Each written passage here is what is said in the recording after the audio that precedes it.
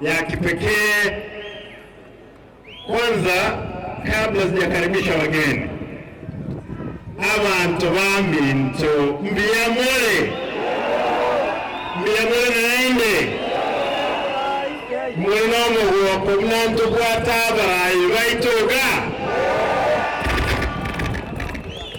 mukungancha nimaite nimbwata abajumbe abangega na nitaongea Kiswahili kwa sababu kila mtu anaelewa Kiswahili, si ndio? Mtanikubalia, niko na wabunge wengi, lakini wabunge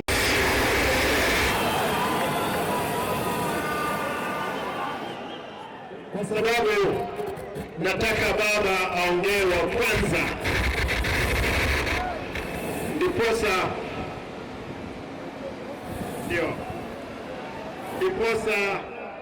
aweze tena kumaliza kikao hiki.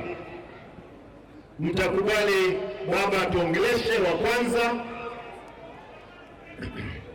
Baada ya kuongea, mnataka kwenda wapi? Kutoka hapa mtafika? Haya, tutaona. Ndiposa mimi nitaongea baadaye masuala muhimu ambayo sisi kama serikali ya ugatuzi wa Kisii tumefanya. Eti nasikia kuna watu walikuwa wanasema hakuna mkutano itafanyika. Mkutano ya nani itafanyika? Si ninyi ni wa Kisii hapa? Mkutano imefanyika ama haijafanyika? Tunasema wale wazee wakuwa na heshima kidogo, na sisi tutawaheshimu. Lakini kabla sijaongea, nikubalie tu. Haya, wacha Matiang'i, tutapeana ripoti ya Matiang'i. Mnataka niongee juu ya Matiang'i? Mnataka niongee juu ya Matiang'i?